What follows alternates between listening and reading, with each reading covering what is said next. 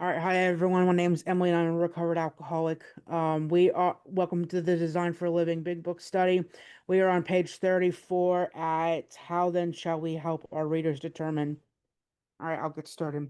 How then should we help our readers determine with their to their own satisfaction whether they are one of us? The experiment of quitting for a period of time will be helpful, but we think we can render an even greater service to alcoholic sufferers and perhaps to the medical fraternity. So we shall describe some of the mental states that precede a relapse into drinking, for obviously this is the crux of the problem. What sort of thinking dominates an alcoholic who repeats time after time the desperate experiment of the first drink? Friends who have reasoned with him after a spree, which has brought him to the point of divorce or bankruptcy, are mystified when he walks directly into a saloon. Why does he? Of what is he thinking? Do you want to share on that and start? Yeah, the word crux, hi Elizabeth, alcoholic. The word crux, I have as a definition, it is puzzling or difficult problem, an essential point requiring resolution. And and I love like how they emphasize this, right? Because if we could just quit drinking, we would have done it. Mm, Right? If we could stay stopped, we would have already done that.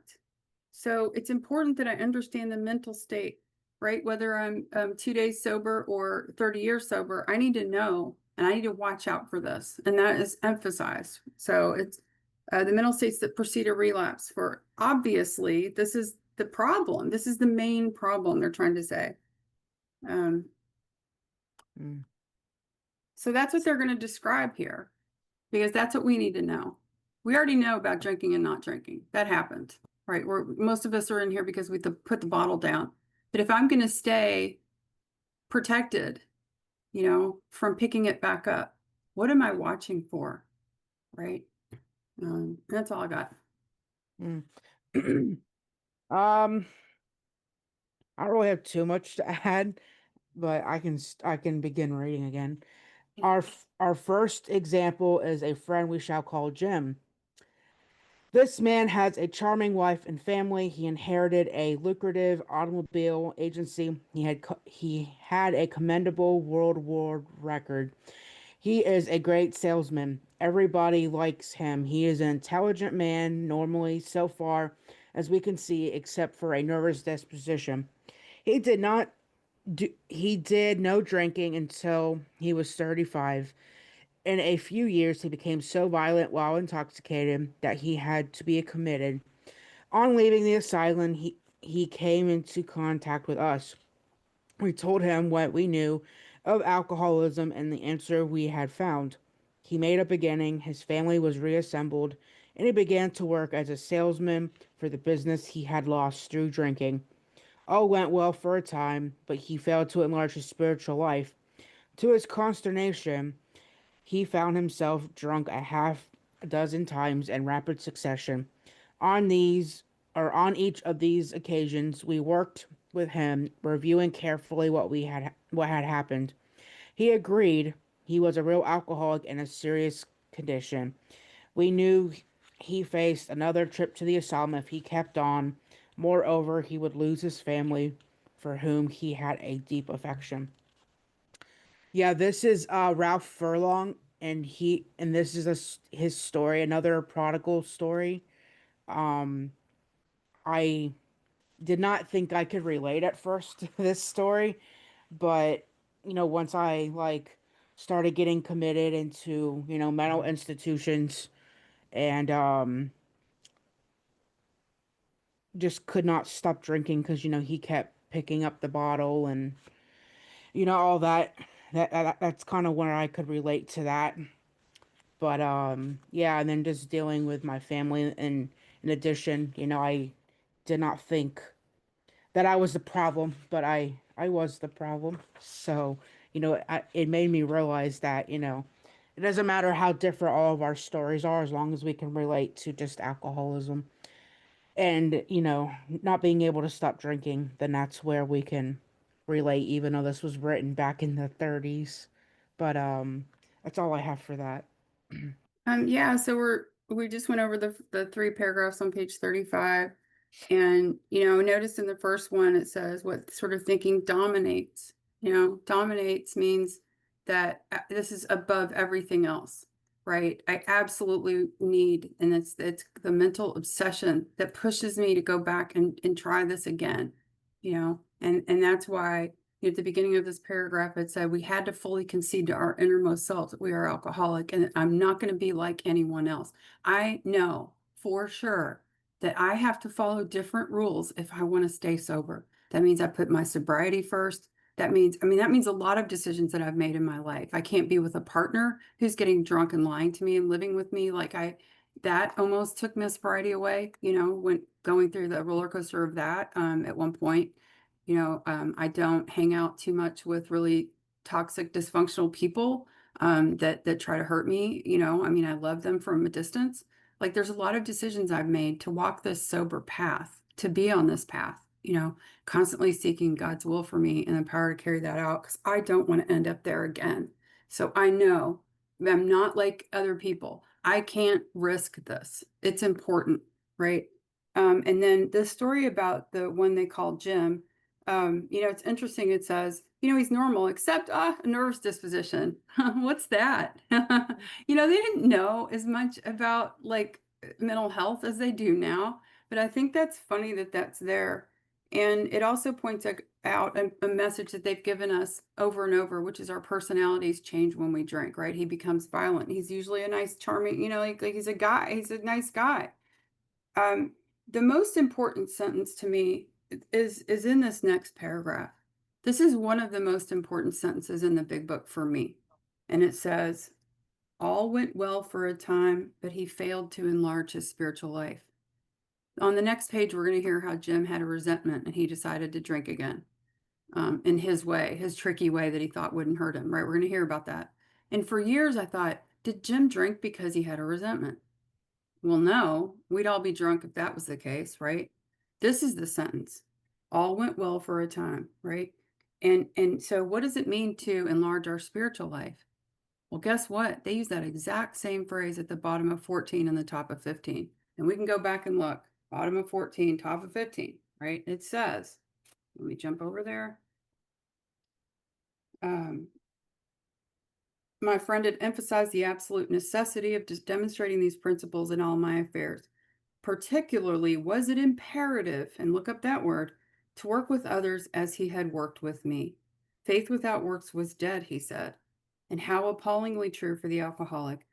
And then here it is, for if an alcoholic failed to perfect and enlarge his spiritual life through work and self-sacrifice for others, he could not survive the certain trials and low spots ahead. If he did not drink, if he did not work, he would surely drink again. And if he drank, he would surely die. Then faith would be dead indeed. With us, it is just like that. How many people do you see, just like Jim? They get in, they do a little AA, right? They now they know, they got the self-knowledge. I'm an alcoholic, right? And it says all went well for a time, but he failed to take the actions suggested by Alcoholics Anonymous of helping others and getting out of self-sacrifice, work, and helping others, right? I need to continue to do the work. I don't stop. I don't graduate from this thing. Just like a diabetic wouldn't stop taking their insulin, I can't stop taking the actions of Alcoholics Anonymous and expect to stay sober and happy, right? I know people that manage to stay dry, but everyone around them is miserable because they're not happy. But, I know people, you got to know what type of alcoholic are you, right? I have many times stayed dry, barely worked the program. Everyone around me was miserable, but I was able to stay dry. I don't think I'm there anymore. I think I'm past that phase, whatever that was, because I have felt the pain of not working this program. I have had the desire to drink, when when my life was just so painful. I couldn't take being in my own skin. Right. And that's why I stay in the middle and I continue to do these actions. I continue, I'm always in the job of seeking sponsees. I'm always putting out my number. Last week I gained 2, this week I lost 2. Like there's a portion of that that is always a revolving door. So if you're going through that as a sponsor, trust me, everyone who sponsors goes through that, right? Not everyone stays. And the people I know who are the most that have the strongest programs are people who are constantly saying, yes, I will sponsor you, and they're out there looking for people to work with. And that's what they did in the early days. They looked for people to work with. We don't wait for them to call us. We go out there Mm, and look. That's for me, you know, because I need people to get me out of myself. I don't want to sit around and think about me. It's too painful, and it's only gotten more painful the longer I've been sober. So that's so important to know. This is where he failed. He stopped taking the actions of Alcoholics Anonymous. And now a resentment, a little tiny thing. It wasn't a big deal. It wasn't a big thing. And we're going to hear about, let me read this next one. mhm, On page 36, yet he got drunk again. We asked him to tell us exactly how it happened. This is his story. I came to work on Tuesday morning. I remember I felt irritated that I had to be a salesman for a concern I once owned. Let's point out the fact that he did inherit it. Okay, he didn't build it up himself, right? Which I think is funny and a little point on the ego there a little bit, little entitlement there a bit, right? I had a few words with the boss, but nothing serious. Then I decided to drive into the country and see one of my prospects for a car. On the way, I felt hungry, so I stopped at a roadside place where they had a bar. I had no intention of drinking. I just thought I would get a sandwich. I also had the notion that I might find a customer for a car at this place, which was familiar, for I'd been going to it for years. I had eaten there many times during the months I was sober. I sat down at a table and ordered a sandwich and a glass of milk. Still no thought of drinking. I ordered another sandwich and decided to have another glass of milk. Now, here to me is the scariest word in this book. Suddenly. mm, I'm getting goosebumps. I can't tell you how many times I have met people who tell me a version of this story. They had no intention of drinking. There was not anything really big going on. And suddenly the thought crossed my mind that if I were to put an ounce of whiskey in my milk, it couldn't hurt me on a full stomach. I ordered a whiskey and poured it into the milk. And that's in italics. And remember, we said if it's in italics or it's repetitive or it uses strong adjectives or words, that pay attention, right? Because it costs more to get italics. And so that word suddenly keeps me, Elizabeth, in the middle of AA because I'm scared of that word. I don't want that to happen to me. I want to be fully in the middle. I don't want to drop off the side, you know. And then he says, this is something to pay attention to.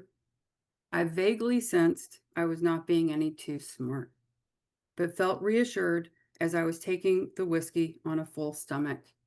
Vaguely sensed, put a box around that, right? That is the little moment that I get that when I'm in my disease, when I'm in self will, I'm not connected to a higher power, I've not slowed down enough to be present, I'm not working this program, I'm going to just ignore that, right?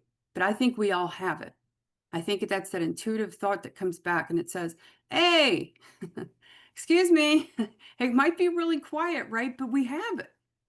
This isn't a good idea, right? And then I just ignore it, because my ego has taken back over and I think I can do things however I want and I'm going to get away with it. And this, I was one of those alcoholics that thought, I don't have to follow your rules. I'm so smart, I can do the shortcut version. I don't need I don't need to do what y'all have to do. I'm way too smart for that. And I'll finish the paragraph and then you go, Emily. It mhm. says the experiment went so well, I ordered another whiskey and poured it into some milk, into more milk. Of course, why not? Yeah, it works. Let's do it. This didn't seem to bother me. So what? He tried another. And meanwhile, not thinking, wait a minute. What are you doing? And you're now on 3 drinks, it sounds like. Like in the middle of the day while you're at work. Like, no, nothing's waking him up at this point. He's gone. He's had that shift, right? I'm in my disease now. Go ahead, Emily. Mm. Yeah, well, first I'd like to point out, look at all the eyes on this page. There are 26 eyes.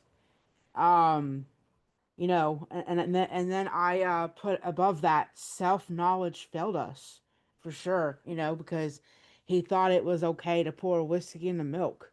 And I like how you pointed out notice the suddenly, because that's where the turning point is. Um, it's the sound obsession that where it strikes, us to think that it's okay. And that's like the mental obsession, and it's funny how he walked into this place and he realized that he can order a sandwich and milk, and he had no thought of drinking until he thought it was a good idea to order some whiskey to throw it in the milk with it, and then look at the bottom where it says he had much knowledge of himself as an alcoholic. He didn't think he had a problem until he had a problem where he thought it was okay to put whiskey in the glass of milk. We thought that, oh, well, he'll just order a sandwich and milk and he'll leave, and get maybe a few people to, maybe stop by his place and get a car or something. But, until he realized that, he could get away with it and think that that is okay, that just makes him definitely an alcoholic for sure. Because normal people wouldn't have thought about that, and then he would have like didn't even order the first drink, but he ordered probably 3 and 4 and 5 drinks until he realized at the end that he was foolish, of just doing that to begin with. um I think that is definitely the disease of the cunning, baffling, and powerful for sure, because normal people just don't think about those things until we are obviously different, because we're mental defectives and we think that's normal until we can't stop, and then we see all the consequences of our drinking and drugging and all that. But I just liked how I sat in a meeting once and I just like how they pointed out, like, look at all the eyes on the page, that is definitely us, for sure.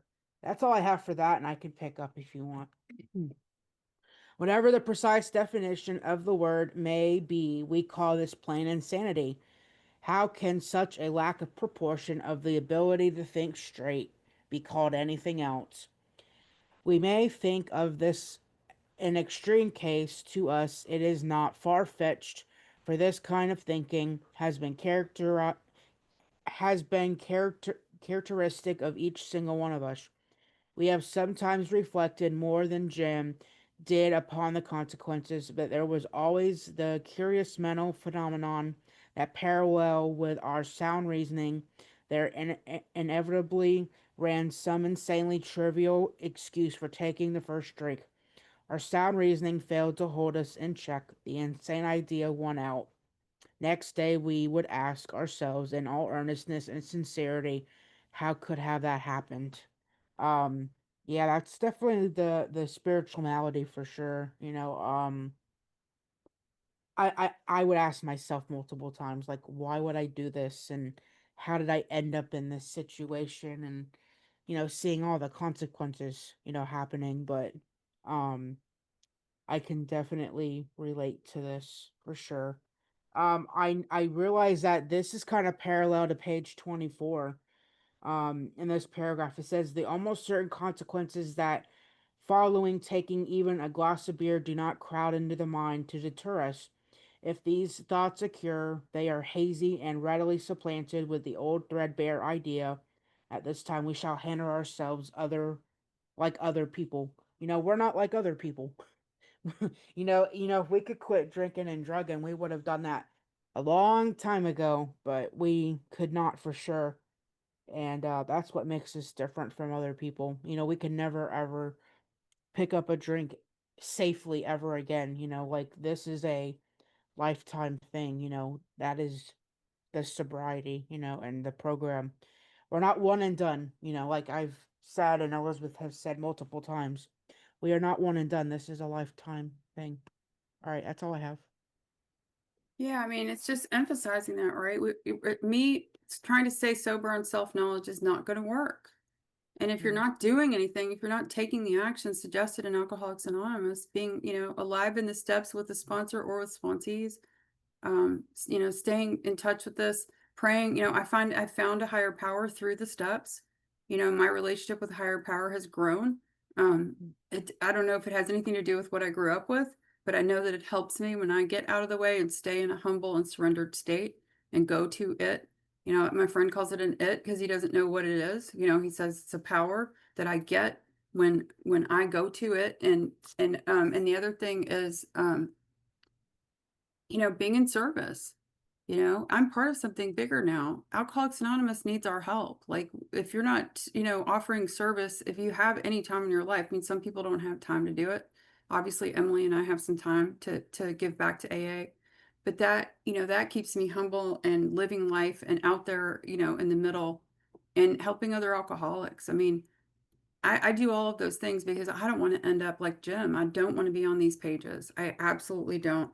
And I wish, you know, one of the people that left me as a sponsee recently, I think of her when I read this, you know, she's like, I'm not going to drink. I'm like, I hope that's true. And yet, the book tells me, right, that if I'm an alcoholic, and I always tell new people, the first job that you have is find out if you're an alcoholic. Mm. Because if you are, then believe what we say about alcoholism. Believe what the people who've been around say about it, right? I'm so glad I believed the woman that got sober at 18 and then drank again in her late 20s and lost everything. And she said to me, do you remember how easy it was for us to get sober? Yeah, Mm. it was pretty easy for me at 21. She said, I couldn't stop. She lost everything. I mean, she was an attorney. She ended up having to wait tables. And I'm so grateful every day that I believed her, that I listened to her, that I don't want to end up like that. And that's why I'm here. Um, and, you know, and Mm. it says this kind of thinking has been characteristic of every single one of us. You know, I need to believe this, right? If I've already identified with how I drink, how I think, how I feel with the people in this book, then I need to absolutely believe what this book is telling me. Do I believe it? Do I have any reservations? Do I think I'm not one of you? I don't. So I believe the rest of the book. And that's so important, you know, when you have decades of sobriety and AA is asking you to do something that part of you really doesn't want to do. It's like, do I believe in it? I mean, I literally had a thought once, how long before I want to drink if I don't do this thing that's being suggested to me, you know? I really did have that thought. It was like, okay, well, there you go, Elizabeth. You know, you better do it. Uh, um, let's see. I'll read the next one. We're on page 37. Mm. In some circumstances, we have gone out deliberately to get drunk, feeling ourselves justified by nervousness, anger, worry, depression, jealousy, or the like. But even in this type of beginning, we are obliged to admit that our justification for a spree was insanely insufficient in the light of what always happened. We now see that when we began to drink deliberately instead of casually, there was little serious or effective thought during the period of premeditation of what the terrific consequences might be. Mm. And I love this. I call this the F it paragraph, right? Because that's where a lot of people get to, right? They feel their feelings. My friend said, if you want to find out why you drank, stop abruptly. Right? I came in here thinking, I don't understand you guys talking about running away from your feelings or like I didn't get it. I was like, I just like to party a lot, right? But I have found out yeah. I mean, I remember back, you know, I was a middle schooler who was bullied. I was the girl at camp that didn't have a bra. Like I was having a hard time at that age. And when somebody came along with alcohol and marijuana, I'm off and running. Hell yeah, give me more of that. I feel great. Mm. I love this. You know, my inhibitions are gone, et cetera, right? It's giving me everything that I wanted. And no longer am I feeling the nervousness, anger, worry, depression, jealousy, whatever, right? The feelings are gone for every minute that I'm able to get high or drunk, they're gone. And so yeah, so now that I'm sober, what do I do with all that? And we're going to find out, right? We're going to talk about that in step 3. There's a big old thing coming that's going to give me a way out of all of this. We're going to talk about the bedevilments in chapter 4, you know, and now I have something that I can go to that's going to take me away from all of that. And I need that as an alcoholic because if I stay in those places, I'm going to drink, right? I'm going to have feelings, but I need something there's actions I need to be able to take so that I'm not just dwelling on them. And they're the biggest thing in my life, and I don't know how to manage them. They Mm. don't use the word anxiety in the big book. They do in the 12 and 12, but obviously that's some of what they're talking about here. I just don't think it was a popular word back then. But they do say nervousness and full of fear, and so I just want to point that out. Go ahead, Emily. Yeah, I definitely like when it says he began to drink deliberately. It's almost like he drank on purpose, we don't just pick up a drink on accident. And yes, the nervousness, anger, worry, depression, jealousy, that was mental health issues before they knew that this was like a huge thing, for everyone. And we are definitely the abnormal kind because we drink because we don't want to feel our feelings and we drown them.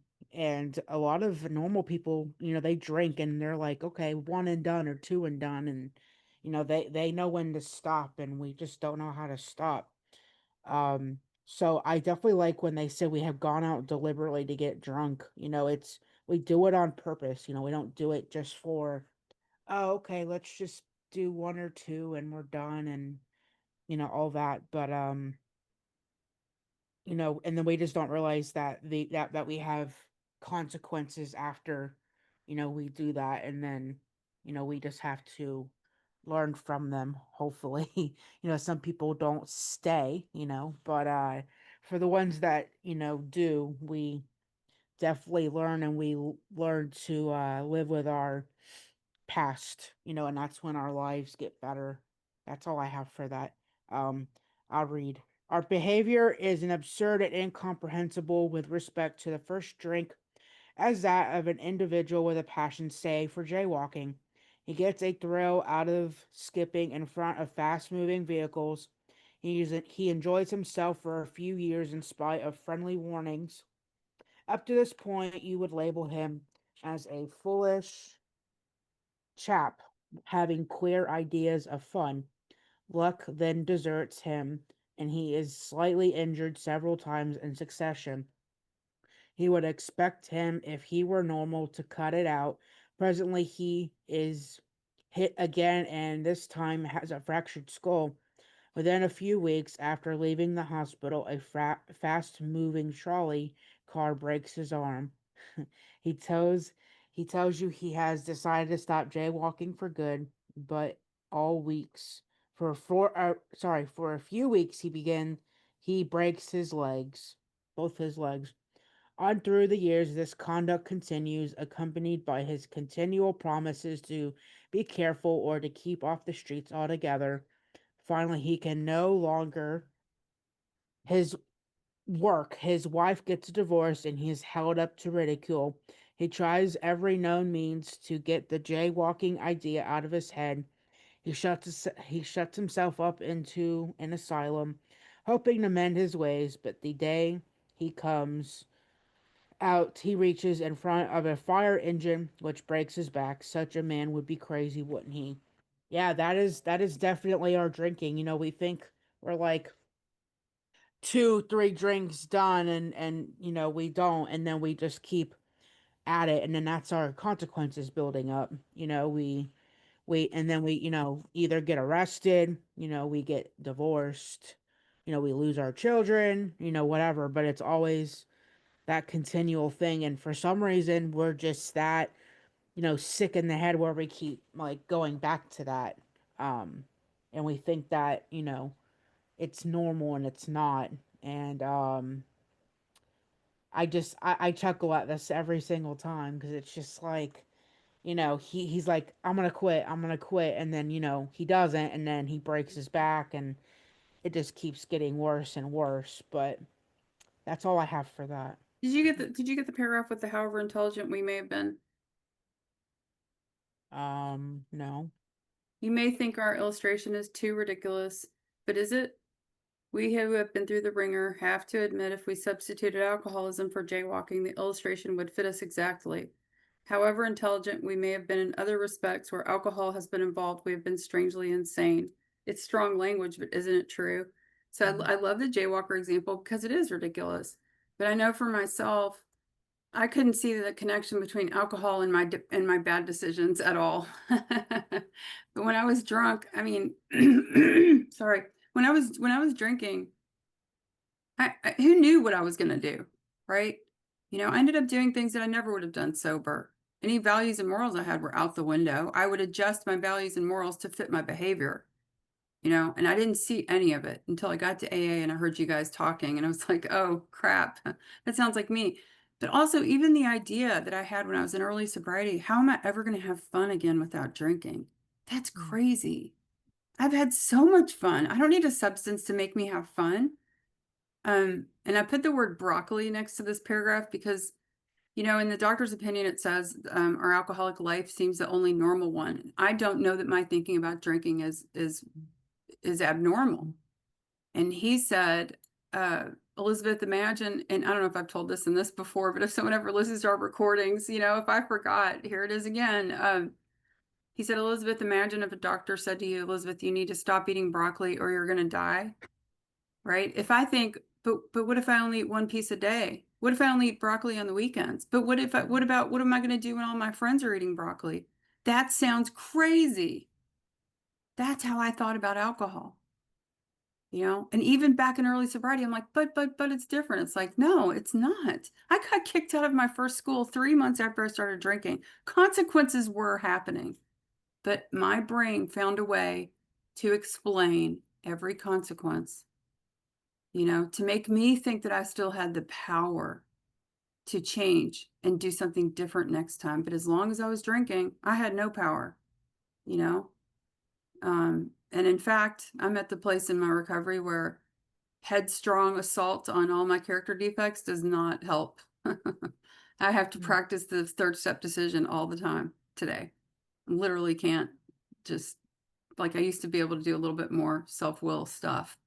And that stuff doesn't work for me anymore because the defects aren't comfortable anymore. It's just not. I have to turn to God constantly.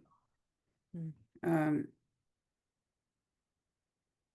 and that he tries every known, that's exactly what I was just describing. He tries every known means to get the jaywalking idea out of his head. Again, I sometimes, I'm an older lady, so some of you are listening to a recording, and I've struggled with insomnia over the past, I don't even know how many years, right? My sleep is important to me. Okay.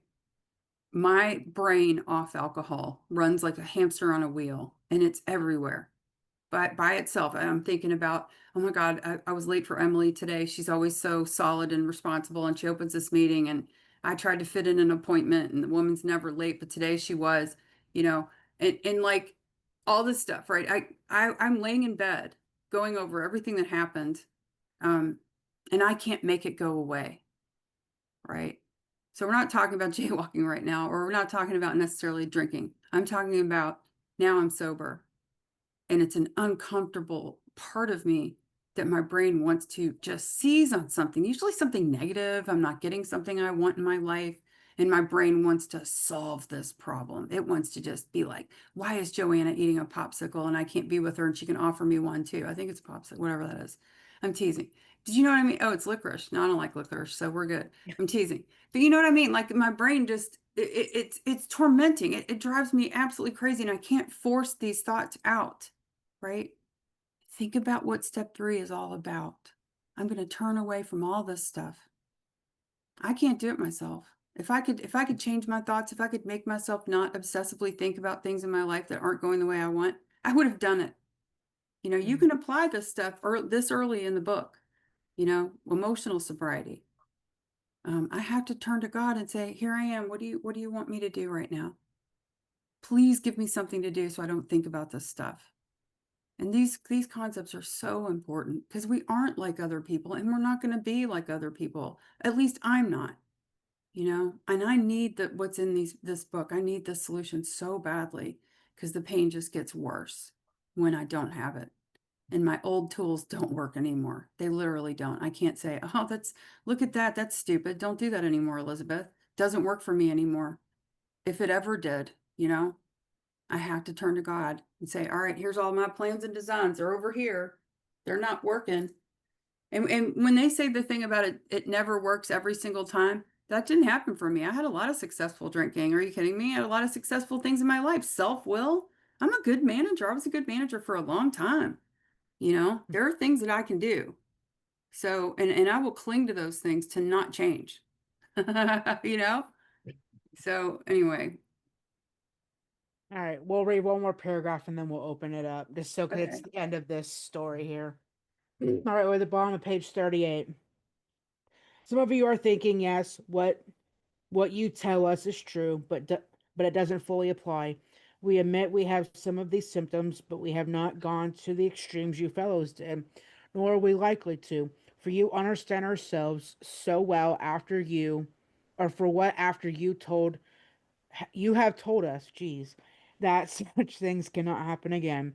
We have not lost everything in life through drinking, and we certainly do not attend to. Thanks for the information. Yeah, I like how it wraps up that story. Um, I see that sentence. Thanks for the information, like a smart ass kind of statement sentence, but that's really all I have that for that because that's just really straightforward to me. But what do you have, Elizabeth? Anything? I think that's a really good, again, emphasizing like I need to know what alcoholism is if I have it. I believe the disease is progressive. And like I was just talking about, for me, there are a lot of things that I could get away with in the past, barely attending AA meetings, barely participating. I don't think I can now, especially after my experience at 34 years where I almost drank. Like I know that I'm past the point where I can take this half measures, you Mm, know. And I think that's what it's talking about, right? Because and unfortunately, a lot of people have to go back out and find out, And when people relapse, I say, hey, you know what? Your relapse is just reminding you that you can't just stay sober on self-knowledge. Because I'll ask people, what were you doing the day you drank? Were you helping anybody?